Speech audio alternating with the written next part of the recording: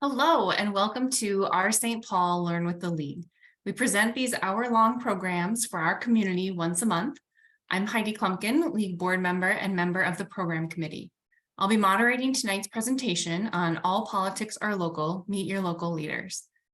Many thanks to the White Bear Lake area and Roseville area leagues for their support for tonight's program. We'd also like to thank St. Paul Neighborhood Network and SCC TV for broadcasting and taping tonight's program. You can check our YouTube site and view previous programs at any time. For over 100 years, the League of Women Voters has worked as a citizens league to improve our government and engage all citizens in the decisions affecting our lives. The League is a nonpartisan membership organization dedicated to you, our community. We study issues, we take positions, and we take action. You can check out our websites, St. Paul, Minnesota, and the National League to learn more about membership in the League of Women Voters. We'd love for you to give us a try if you haven't already. There's our membership page. Let's acknowledge tonight that we are learning on the ancestral homeland of the Dakota and the current home of many Native nations, including the Ojibwe and Dakota. Our program is being recorded and broadcast on Facebook Live in addition to this Zoom. So feel free to type in questions during the presentation in the Q&A question, or if you're on Facebook, in the chat box. We'll answer as many as we can at the end of the talk. Remember that Zoom does have closed captioning and it is auto-generated, so there may be some occasional inaccuracies. For this year, our election calendar is kind of quiet in the area. We have a primary here in Minnesota on August 8th and the general election on November 7th. You can look for candidate forums and voter guides from your local leagues. We're here to help you make informed voting decisions. And as a reminder, in St. Paul this year, we will have ranked choice voting. After an election, you often hear newly elected or re-elected officials say, "We are ready to get to work." We wanted to take this time to follow up with some recently elected and appointed officials to hear about their transition from campaign to office and things they have learned along the way. Tonight, we invited Ramsey County Commissioner Rena Moran, who is not with us right now. So we will do an introduction when she's able to join us, if possible. We know how those leaders can get pretty busy. So we'll move on to our next member with us tonight. Tonight, we also have with us, appointed earlier this year to the Metropolitan Council, Toni Carter, and who has also served as a local elected policymaker for more than 20 years, including 18 years at the Ramsey County as a Ramsey County Commissioner. She has led local, regional, state, and national committees, commissions, and organizations as chair of the St. Paul Board of Education, Ramsey County Board of Commissioners, and National Association of Counties, president of the Association of Minnesota Counties, and co-chair of the Minnesota Human Services Performance Council and Governor's Commission on Child Welfare. Whew, that's a long list. So the format of this program tonight is a conversation. I have some prepared questions for our speakers and our panelists, and we have, and they've also been shared ahead of time for some reflection. As always with our programs, I'll have time to take questions from the audience. So put your questions in the Q&A and I will share them with our speakers. Now, we asked Councilmember Carter to come and talk about the role on Metropolitan Council, and I'm sure many of you are familiar. However, it is a unique regional policymaking body that is really one of the only ones in the nation, if not the only. I think there's a couple like it. So Councilmember Carter is going to give us a brief overview, and then we will get into the questions. So I will share my screen, and you can get started. Thank you very much to everyone who's here tonight for spending this beautiful evening with us online, and also to those who will watch later. Thank you for your attention and time. I'm glad to be here on the other side of my work now. I had been with the Ramsey County Board of Commissioners, as stated, for 18 years. So this feels a little different.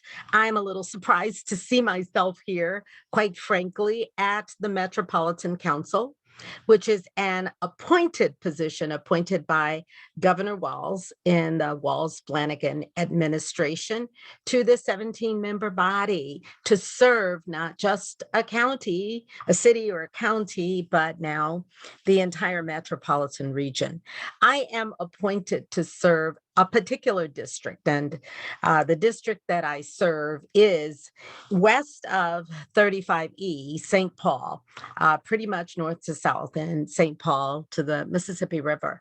And I'm just about giving the presentation that's in these multiple slides. I assure you, I'm not going to spend a ton of time on the slides, but it is helpful to me as I'm new to the Metropolitan Council to have something to refer to as I share the work that I am doing now with this 16 plus me member body, the Metropolitan Council. So we'll move on in the slides, and I'll show you a picture of all of us standing here together after appointment on the first day in our new roles, appointed by Governor Walz, working together now for a couple of months. These are old and new council members. I am glad to say that it is the most diverse body that the Metropolitan Council has had in terms of its ethnic and racial composition. Of course, we represent all 16 districts across the metro area. And Charlie Zelli there is our chair. You'll recall that Charlie was the transportation commissioner under Governor Dayton and then was appointed by Governor Walz to serve on the Metropolitan Council as its chair. And you know what? Charlie isn't in that picture. Forgive me, but he is the chair. So I was interested in becoming a part of the Metropolitan Council, discovering that there would be a position open in my district, District 14. I was preceded in this role by Chris Fredson, who was there, I believe, for a couple of terms and chose not to reapply for appointment. So Chris and I talked with some members of our community before applying and decided, really, it was only in February, and I thought I was going to take like a year off, decided to apply. That the Metropolitan Council has now become a part of my occupation. I'm working also with my daughter in a new company, 5-year-old company called Sankofa Leadership Network. So I really didn't have much of a break, did I? In any case, the Met Council gives me the opportunity to expand my knowledge of the metropolitan area, to become more familiar with the suburbs and also my Minneapolis neighbors, and to take advantage of the opportunity that I have always felt is there to leverage the resources of infrastructure and infrastructure management and development that the Metropolitan Council has responsibility for, not just for the infrastructure, the buildings, the roads, the bridges, the parks, the water management systems, but for all of our people. Met Council has a $1.3 billion budget this year, and that budget is spent on lots of good things. That budget can be leveraged to enhance the ability for a safe and a healthy and a vibrant community, and to ensure that we're pointing those resources toward the work that our communities can dream of and do together, and with a little help from our friends. So that's why I'm there. Next slide, please. This is the entire board, and I've already shared what brought me there. There's a pretty picture, I hope, and we can pass that up pretty quickly. I'm thankful for the background that I was able to develop as a county commissioner, and I should mention on the school board in St. Paul also, to be able to understand and apply toward the various areas of work that the Metropolitan Council as a regional planning body is involved in. So we'll go to the next slide, talk a little bit about that work. This is the purview of the Metropolitan Council, with a number of cities and townships that really we work to assist in aligning our visions and our plans to be, and to continue to be, and to grow in an orderly and planned fashion to the extent possible as a vibrant and prosperous community. And I have to tell you that if Rena were here, she would share Ramsey County's vision statement, which is a vibrant community where all are valued and thrive. Well, I'm glad to say that in joining the Metropolitan Council, it's clear the council shares that vision. And as we work in the planning that we are doing together with local communities, we engage their visions and we work to try to work out the kinks that may sometimes exist between suburban communities and core communities and visions for business and environmental preservation. The difficulties and the kinks, as I said, that exist need to be worked out somewhere.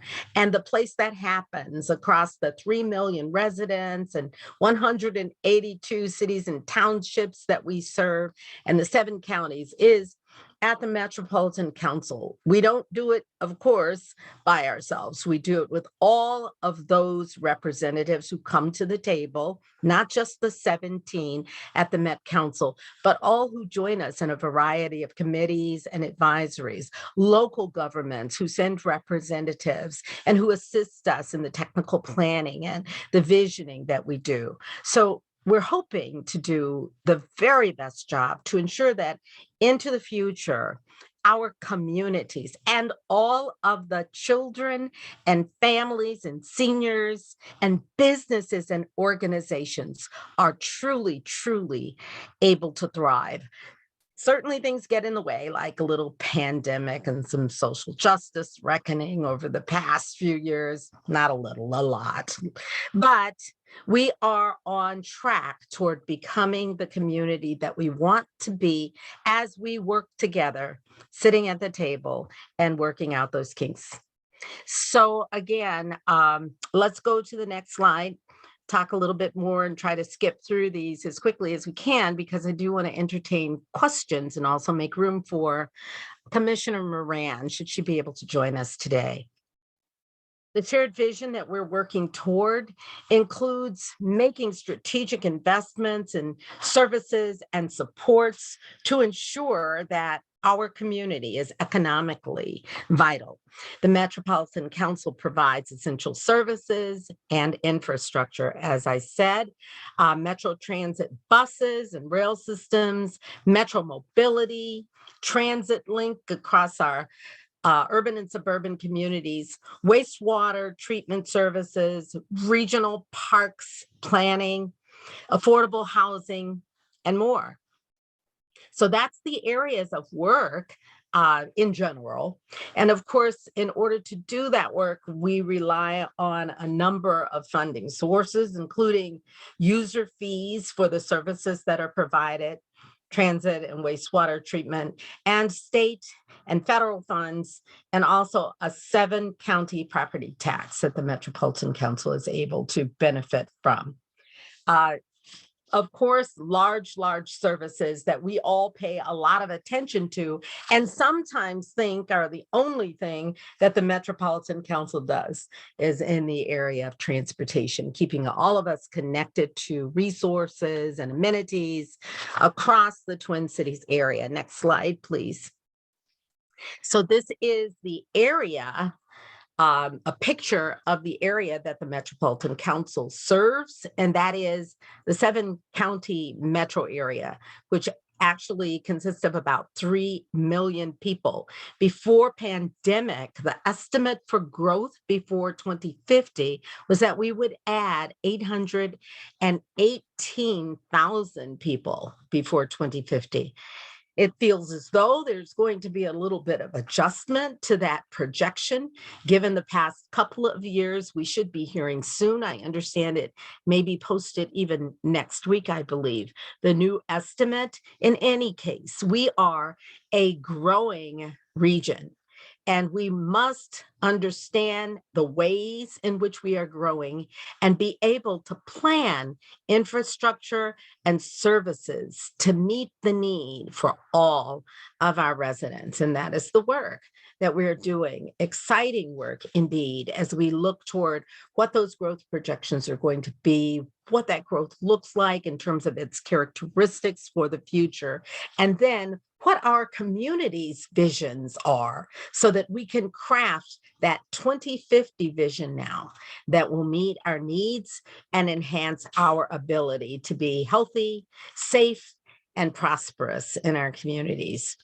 The council's role then is to facilitate that orderly development through policies and through the development of that shared vision.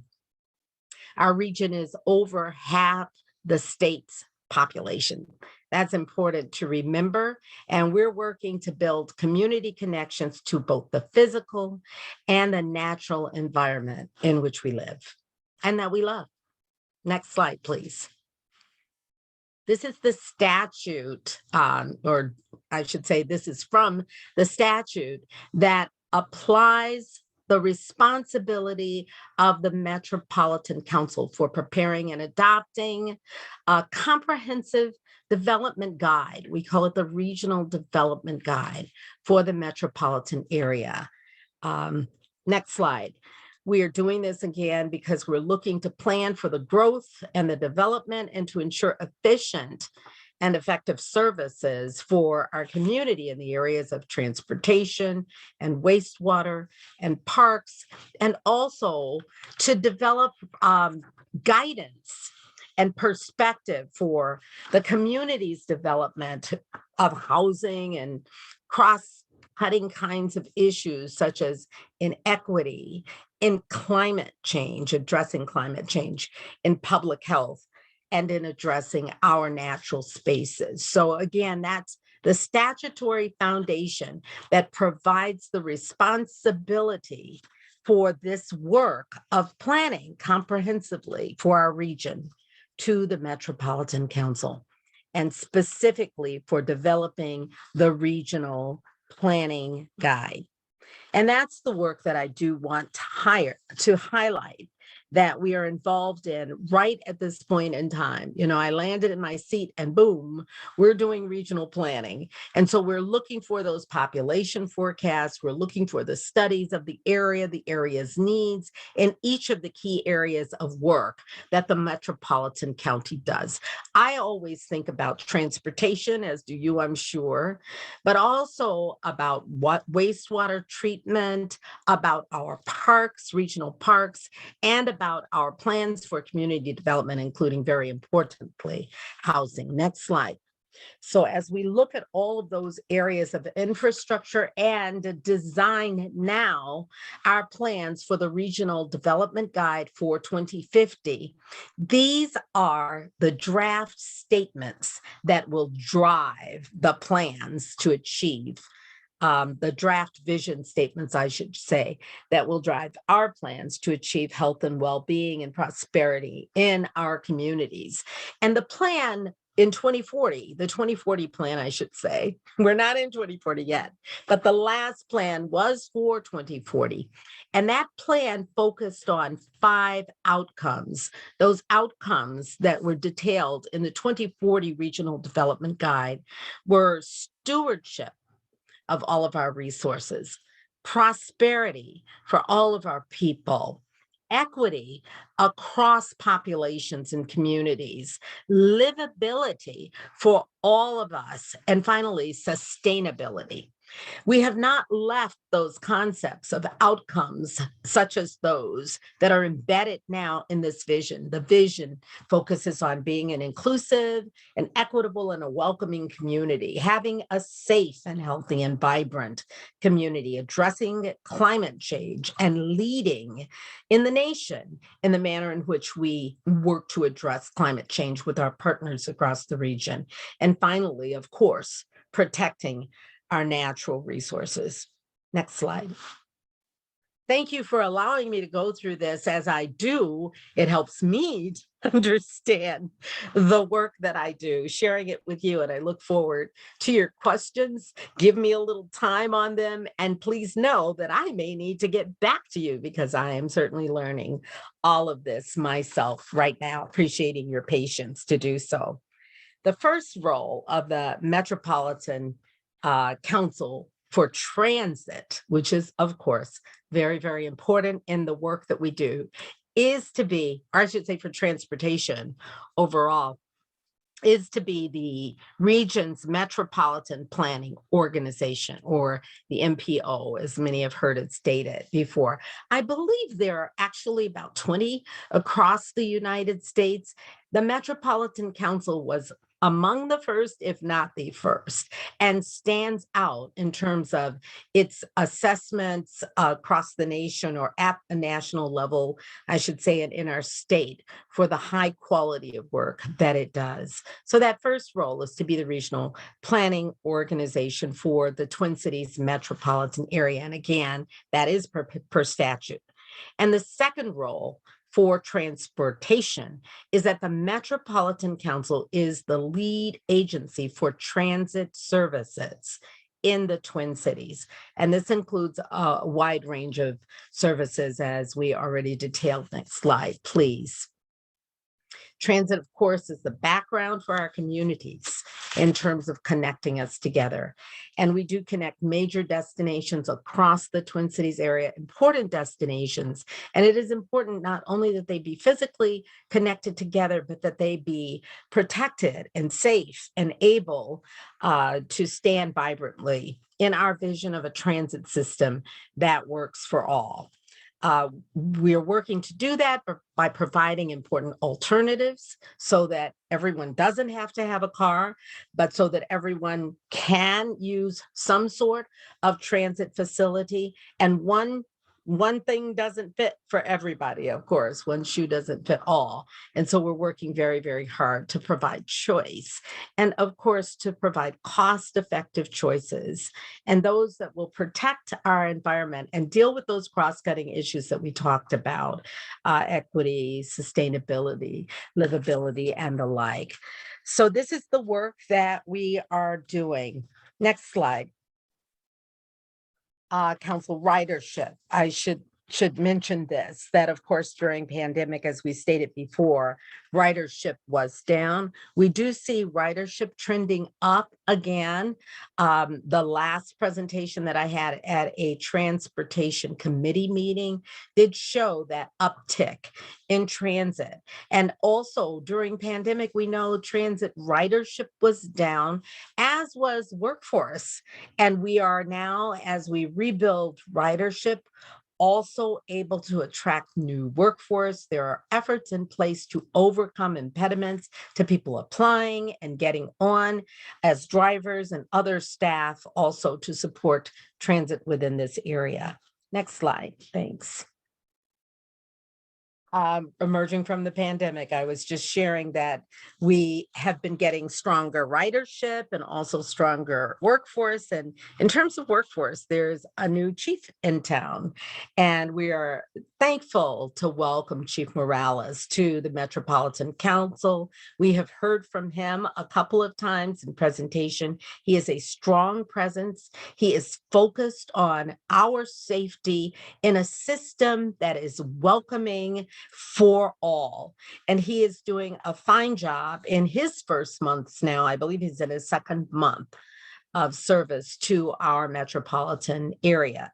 We have a huge system, many, many cities, of course, as I stated, many, many miles across those cities. And so there is so much work to do to make certain that our transit vehicles are safe, the areas around them are safe, welcoming, and protected for all of us. And thank you to Chief Morales for joining us. Next slide. This is the network, the overview of the network. And as you see, much has been done since 2004 with the first line in Hennepin County, and much is planned to occur through 2030 and beyond as we create this vibrant and comprehensive network of lines connecting to each other and connecting to all areas prayerfully within our region. Of course, we have gaps at this point in time, and we are working working aggressively to cure those gaps. One thing that we're very happy about is a new transportation bill, yay, that our legislature was able to agree upon and send to the governor in the past couple of days before the legislature adjourned. I am so thankful that we will be able to have that bill and to have the resources from that bill. We'll get an update on it at our Metropolitan Council meeting on this Wednesday at 4 o'clock in council chambers. Next slide.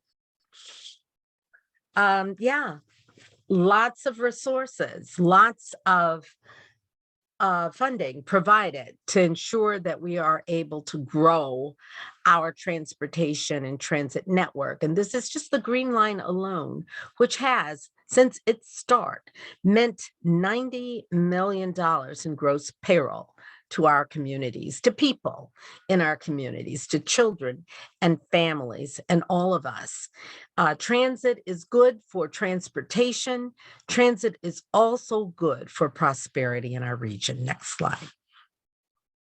So there's so much more than, of course, the Regional Development Guide and transit that the Metropolitan Council does. These are a few of the things, however, that I wanted to highlight. I do want to encourage you. In fact, there may already be people on the line right now who are involved in Metropolitan Council committees and advisories. The Metropolitan Council is doing outreach currently into our communities around the Regional Development Guide and actually around everything that we do.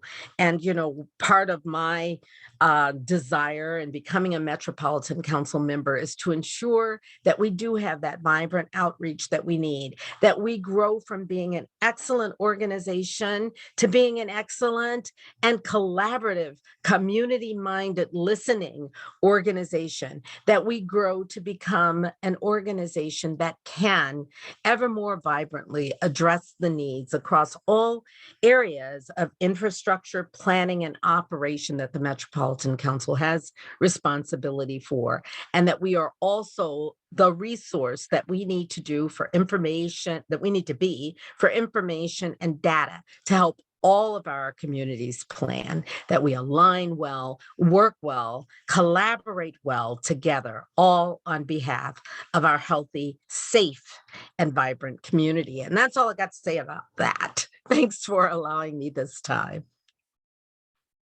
Well, thank you so much for that overview. I feel like I always learn something new about the Met Council every time. So thank you so much. And we do have Commissioner Moran with us. Thank you so much for being able to join us. So I'm just going to do a brief introduction and then we'll get started on some questions. So welcome, Commissioner Moran. Good morning. Good evening. So Ramsey County Commissioner Rena Moran was elected to the county board in 2022 for District 4, which includes many neighborhoods in St. Paul. Originally from Chicago, Commissioner Moran has previously been elected to the Minnesota House of Representatives as the first African-American to represent Minnesota. St. Paul. Through that work, Commissioner Moran works to protect children in the child welfare system, reduce disparities, fight for affordable housing and economic opportunity for all, and women's rights. From the campaign website, Commissioner Moran campaigned to improve community access to county services, invest in health, wellness, and safety of all community members, increase support for youth and families, develop and strengthen pathways to entrepreneurship and Black, Latinx, Asian, Indigenous business ownership, and transform public safety and justice, and fight for affordable housing. So we are so happy to have you both here today. And Councilmember Carter, if you wanted to unmute as well, we can get started in some of this conversation. So again, we wanted to have a conversation about with both of you about your new roles. And we've heard from Councilmember Carter. So I wanted to start with Commissioner Moran. I know this was covered in on your campaign website that I just read, but it's been a while since the campaign. So congratulations. Could you talk a little bit about why you decided to run for the board in Ramsey County?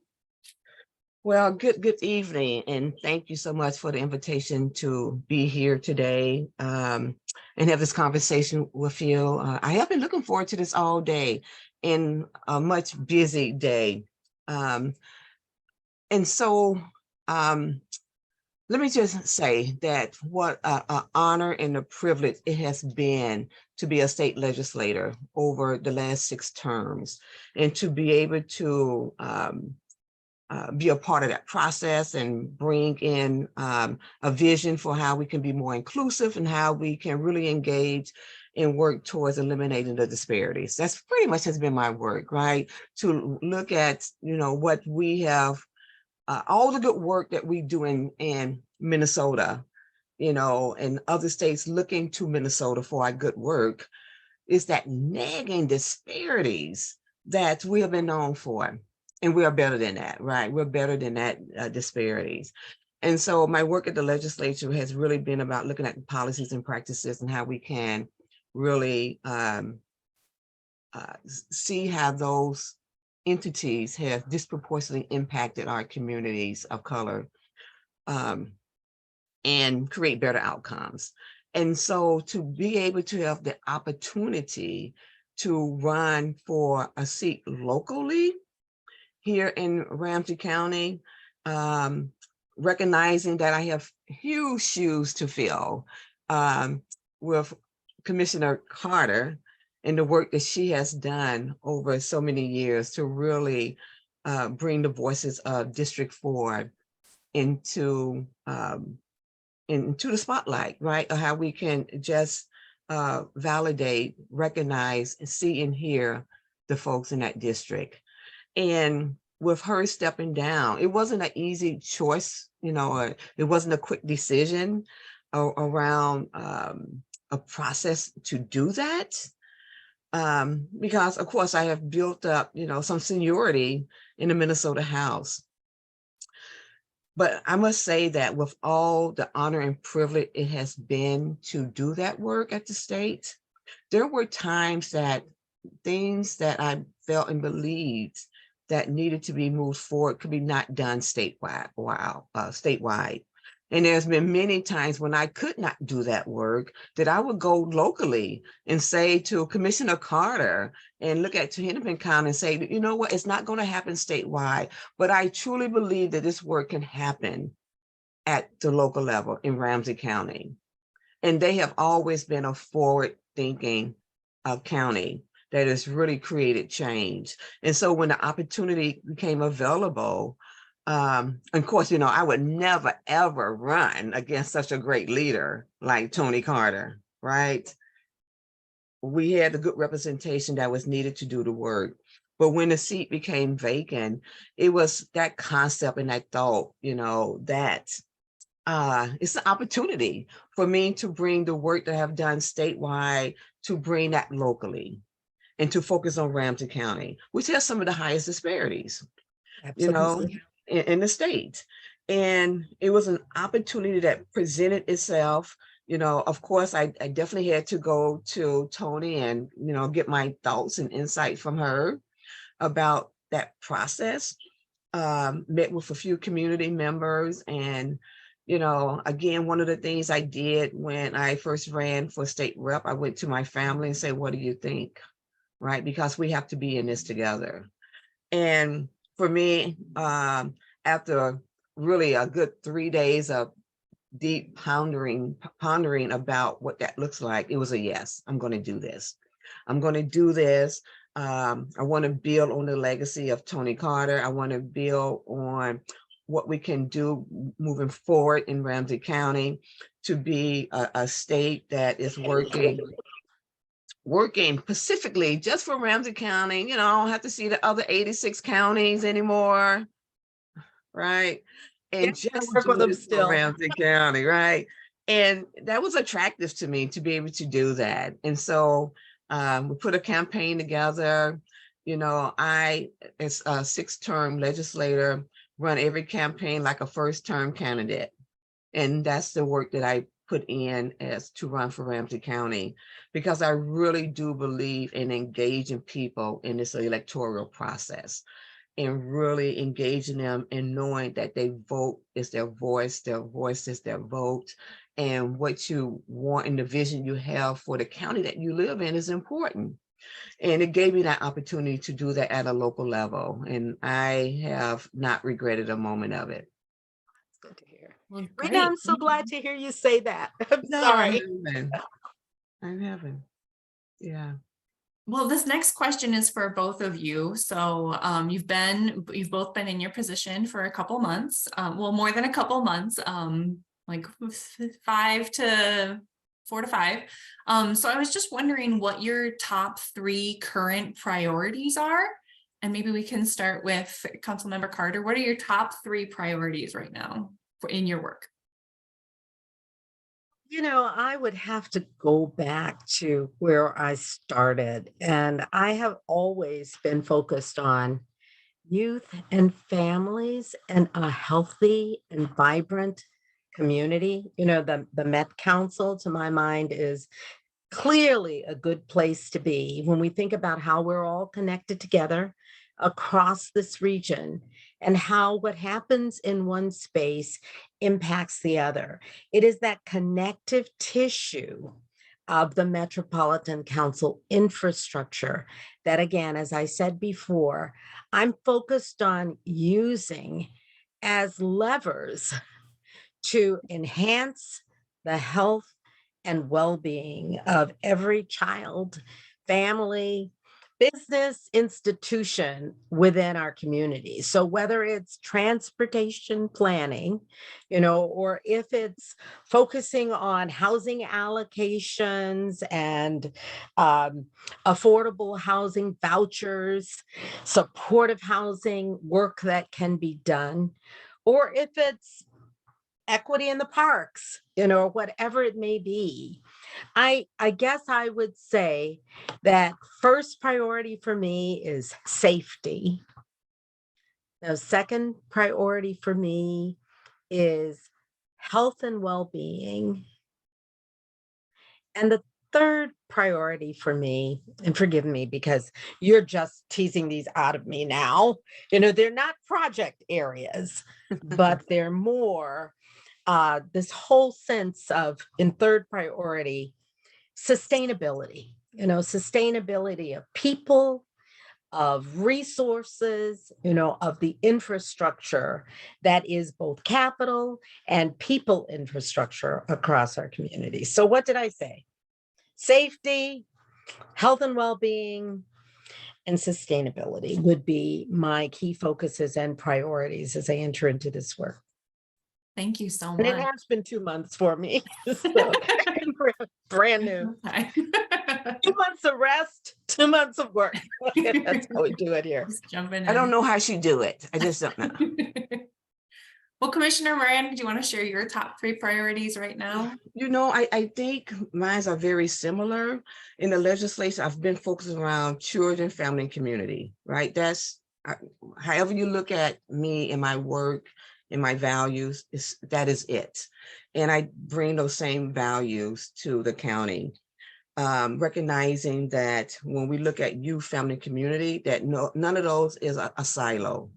Right? We can't look at housing without looking at workforce. We can't look at workforce without stabilizing families and community. We can't do that without looking at safety and what that looks like.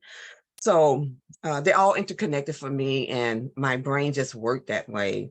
But I want to work to ensure I am the chair of the of economic development in Ramsey County. So workforce, we know that our young people are having to really, in so many ways, who are dealing with homelessness and mental health and school, that they're also taking care of themselves in a lot of ways, and they have to support the family.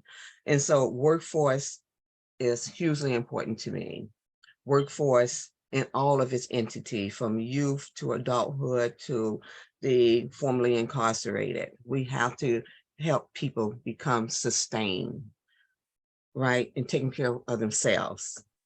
And when we are able to do that by default, in my mind, we create a more safe environment. And so safety is so important.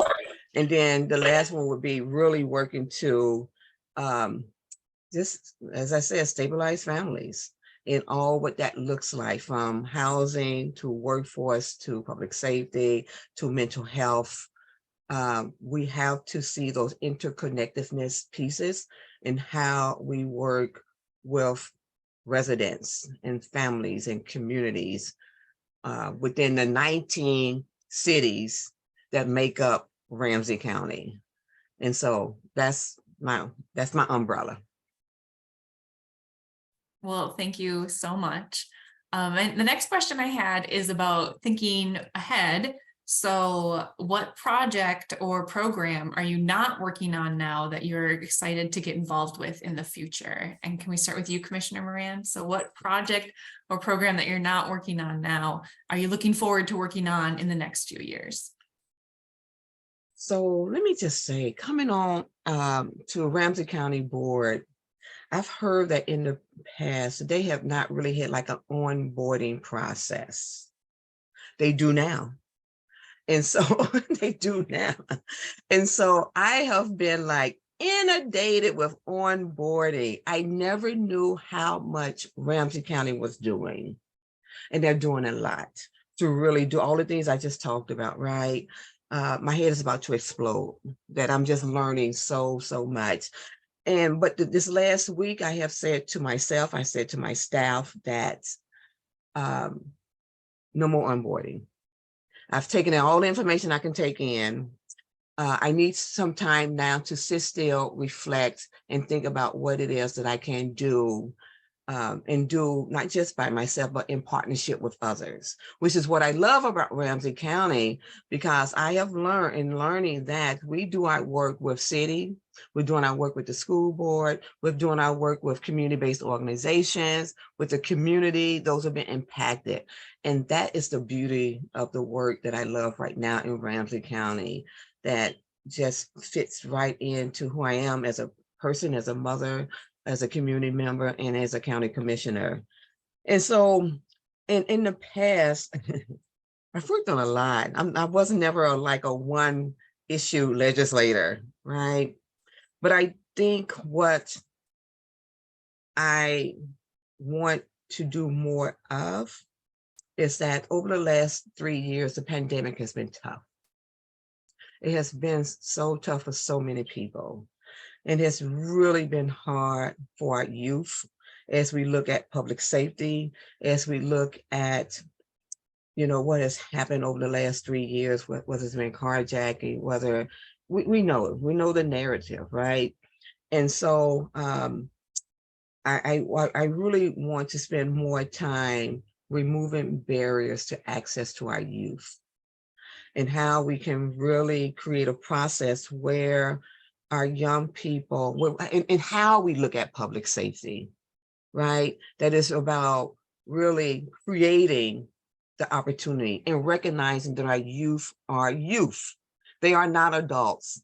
Bringing in the concept of adverse childhood experiences, the ACEs, bringing in a strength-based model, really looking at mental health, and then how we can resource our young people instead of incarceration, right? Instead of incarceration doesn't mean that when someone commit a crime that there's not consequences. Of course, there are consequences to that. But I want to bring into this narrative these concepts of like brain development. We're smarter people. We're smarter people. There's so much research, there's so much data that we can lean onto, knowing about how the brain develops, right? And really looking at that through a strength-based model, really tying that into connecting to community, looking at the sheriff's office, right? Looking at Ramsey County, looking at our county attorney, and looking at our community and listening to our community. There's nothing new that Ramsey County been doing. This is not new for Ramsey County, but as a person coming into Ramsey County in my work as a legislator, it is this is really important that we're able to do this transformational type of work that is a strength-based initiative that strengthen our community, empower our communities, and allow our community to be a real part of the solution of how we move forward. Because, I know at the state level, we did a lot of things that we thought was going to be good, that we thought was going to work on the behalf of folks. But we did it really without engaging those who've been impacted by the system. And so we really got to do, I just want to do a deep dive in that, build a relationship, learn from other people who've been doing this work, bring in a little part of what I think is going to be helpful, or hope that will be helpful, and use my role as Ramsey County Commissioner to really create a stronger strength-based, trauma-informed juvenile justice system, right? That support workforce, give them the tools, and then do this with the whole family, because children do not stand alone. They are a part of a family. So that's going to be my piece, I think, as I work towards kind of hone myself and all that onboarding that has taken place, and say, how can I be the most effective and have the greatest impact right now at this moment with the relationships I have at the state, with the relationship I have in the community, and with the relationship I'm growing at the county level. That's so great to hear. Thank you so much. Last month, our program was about childhood development and all of that. So we've got a couple follow-up questions for you, but at first I wanted to let Councilmember Carter share about what's something that you're looking forward to, a project or a program that you're looking forward to working on, especially because you've been doing this for 2 months. Oh, you're muted. Sorry. So ditto the enough onboarding here too, Rena. So yes, Commissioner Moran. That's I okay. had my share of onboarding at the Metropolitan Council, and it's really amazing to see the amount of work that goes on there. As a commissioner in Ramsey County, I used to think, yeah, I don't know what they do, and I still don't quite know, but I am exploring it and finding that as I left Ramsey County, I did not leave my passions.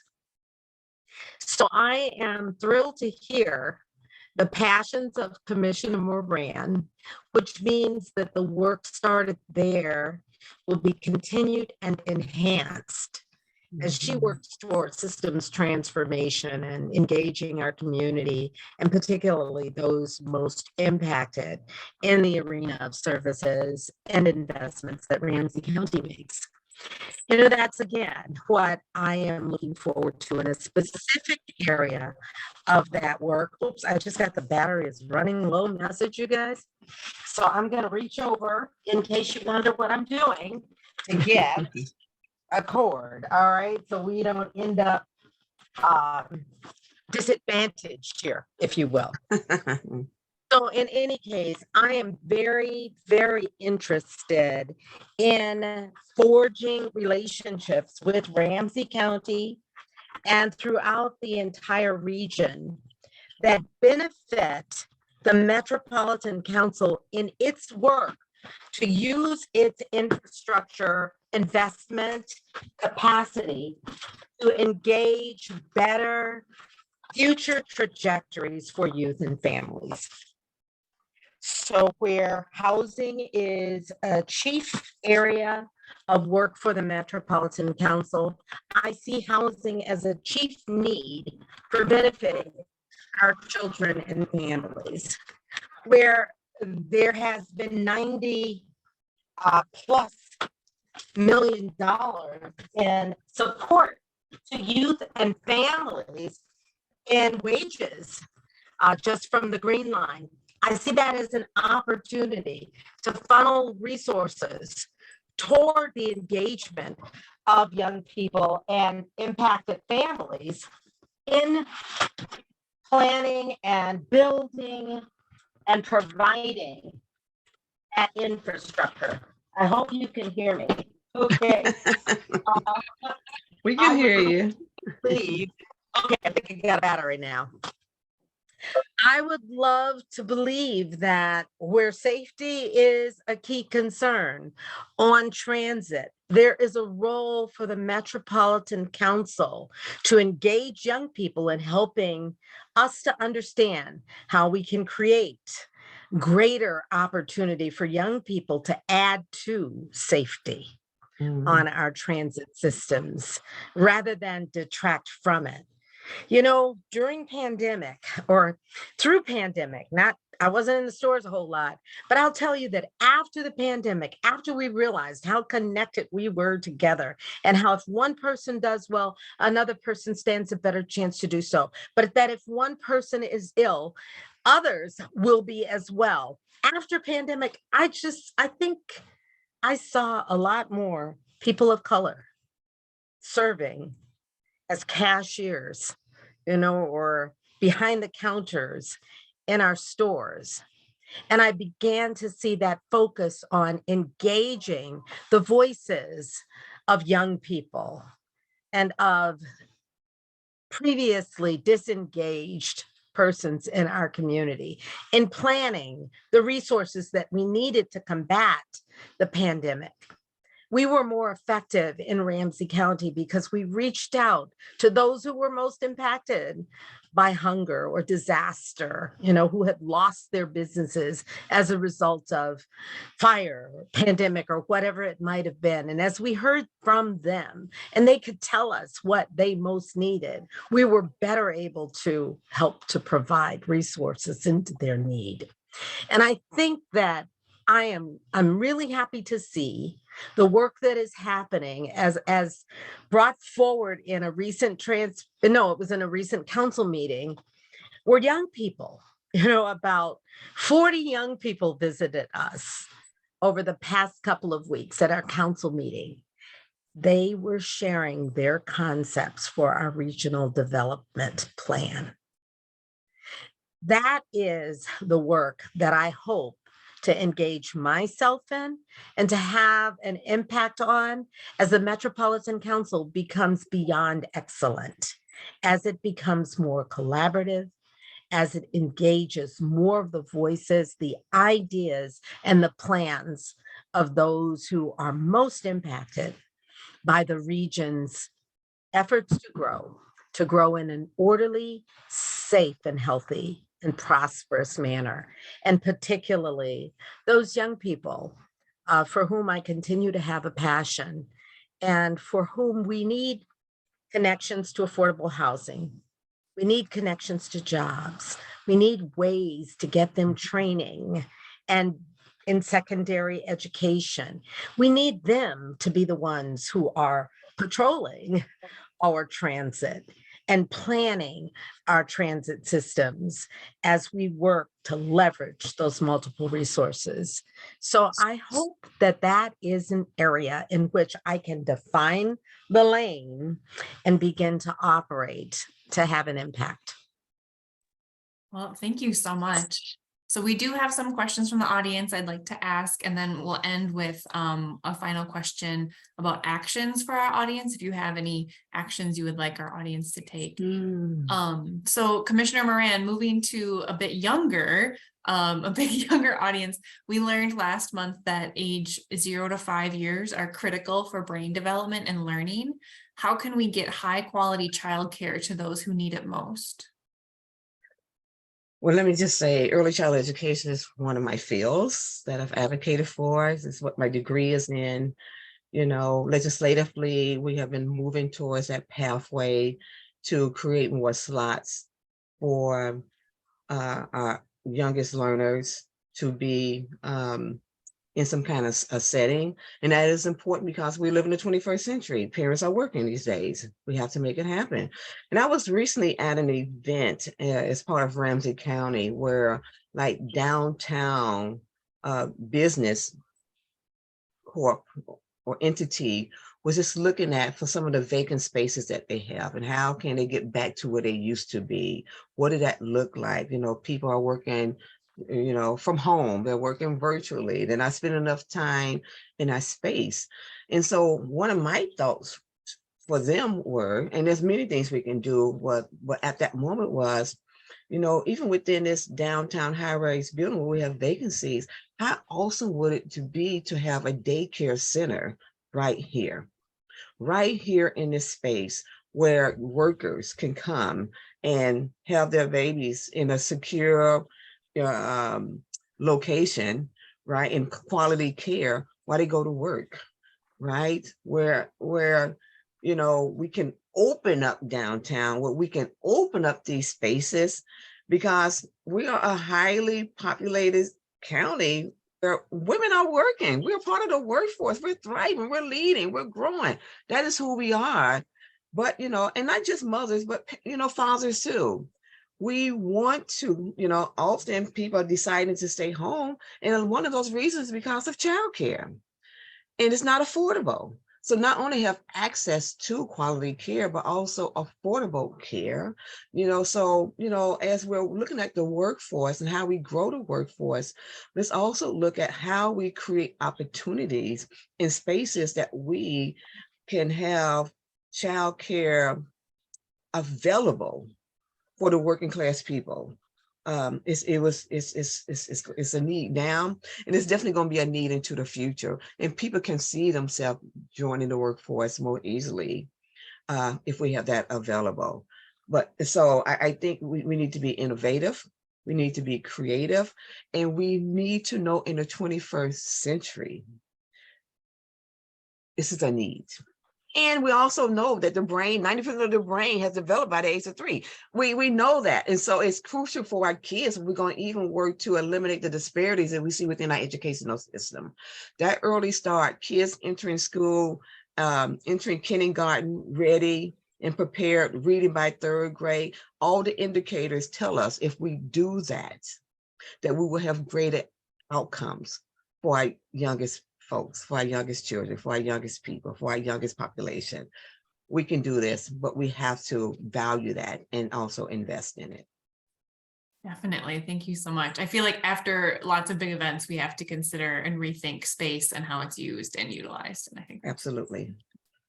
Okay, one last question for Councilmember Carter before we get to our final question, but how is the cooperation between the suburbs and the big cities like St. Paul and Minneapolis on the Met Council? And are there particular issues where there is difficult to find common ground or agreement? Oh, yeah, and I'll be brief on that. Can't do a dissertation on that, but clearly there are always differences between geographic areas and people of different mindsets. A particular concern would be density versus open space, and that does not just restrict itself to a difference between people in the suburbs and people in more urban or core communities. But we have differences around our sense of safety, our sense of well-being, our sense of health in more dense or more open spaces. And I believe that is an area that in looking at our 2050 plan, we are struggling with, but what is really good about collaborative groups such as the Metropolitan Council, and specifically the Metropolitan Council, is that we don't struggle just around opinions. We get data and information. We look at trends, we look at information about health and well-being in various different characteristic spaces, and we decide together what is helpful for our region. So that is the work we're doing. We're developing our values. You saw, in terms of those 4 guiding statements that we are looking together at what makes for a healthy and safe, sustainable community. We are agreeing together on those characteristics so that when decisions must be made, they are based in principle. I'm thankful that that's the work we did on the Ramsey County Board.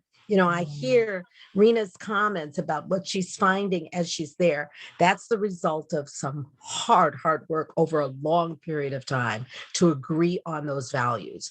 That is the work that in preparation for the 2050 plan, the Metropolitan Council is doing together and benefiting from. Thanks for that question. That's really great. Thank you.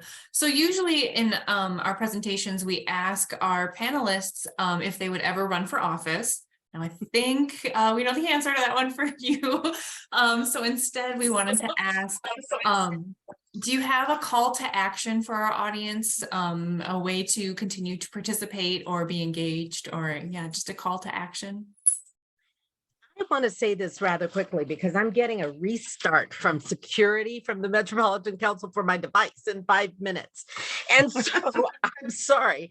I want to say, do it. Do it. Make it happen. That's something my children know me for saying to them quite often. Whatever you can do or dream you can, begin it. Boldness has power and magic in it. Begin it today. Join League of Women Voters.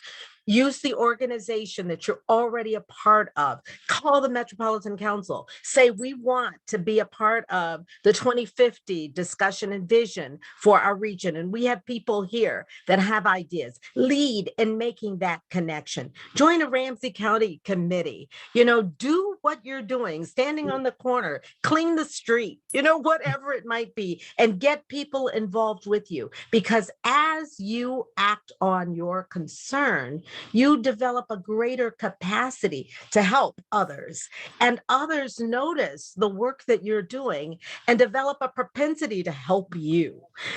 Do it. Begin it today. Boldness has power and magic in it. Make it happen. Yeah. And if I get disconnected, no, that's what You happened. know what it is. And so I will be quick too, and it's going to align with exactly what you were just talking about, Toni, is that this has been a historical session, historical investment. And change happens by those who show up and participate in the process. So my call to action is, if you don't like something, do something. You want something, do something. Be a part of the change that you want. Participate, engage, build relationship. Not being at the table, not being part of the conversation, not being a part of the process, it's not an option. We need you. Have your voice, find your voice, be engaged, participate. We need you. Well, what a great note to end on. Thank you so much. We really appreciate both of you taking this time today.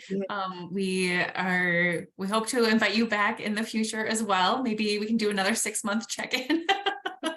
See how things are going if you're working on those projects. I also want to make sure to thank our program committee for the League of Women Voters St. Paul for supporting everything in the background, and our partner leagues, League of Women Voters White Bear Lake area and League of Women Voters Roseville area for helping support, as well as SCC TV and SPNN for broadcasting this program. So we hope to see you next month for our June program, also about water, something that we have been thinking about a lot this spring. So we really appreciate, again, Commissioner Moran and Councilmember Carter for joining us today, and have a wonderful evening. Thank you so much. Thank you. Thank Bye-bye. I made the restart deadline. Yay. you.